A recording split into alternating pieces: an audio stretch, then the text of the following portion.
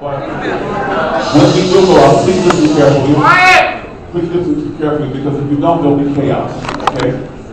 We're going to move Linda Hopkins out first and get her situated, and then we're going to build a photograph around her. Okay?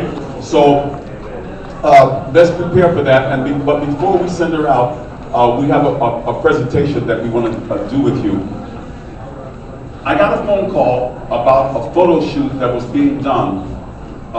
Burt Andrews. Is there anybody here who was photographed by Burt Andrews? Yes. Wow. Monica, look at that. Yes. This is our videographer, by the way, Monica. Wow. And what I want to say to you is that when I got the phone call, they said you can pose as anything you want. So I posed naturally as the Pope.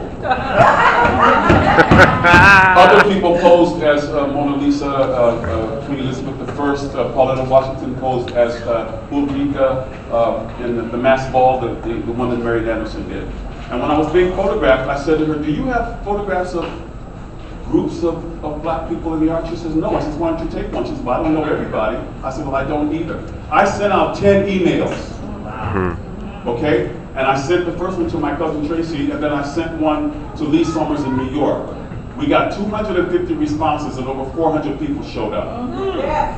And we weren't in control of the situation, but it was absolutely glorious. And this is a photograph that was taken by Carmen from the...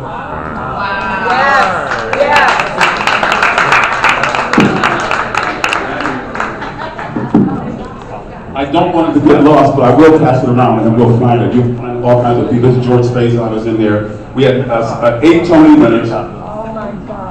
Ben Harney's in there. Everybody's there. But this photographer is fantastic. I want to show you a photograph she has taken of somebody that you know. Okay? This is Andre DeShields as Frederick Douglass.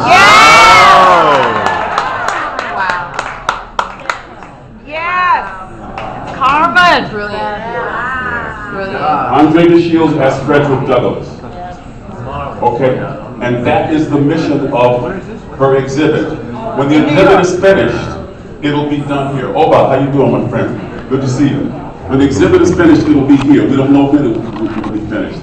We would like to speak to all of you about a personal portrait by Carmen, so we can display it here and make this a photographic hall of fame about you. Wow. Because Monica will tell you that when she came to me, Monica, tell them what you didn't find.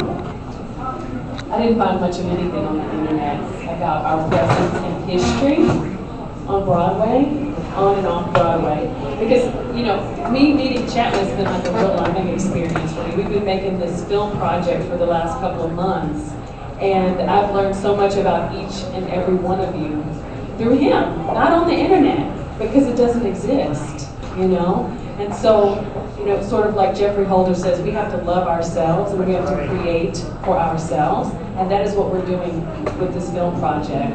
So I want to talk to everybody, so I'm going to be grabbing you whenever I can and probably taking you in the next room to do quick interviews, but I want you to be the representation of who we are and who we have been on Broadway in the future, in the past, and now.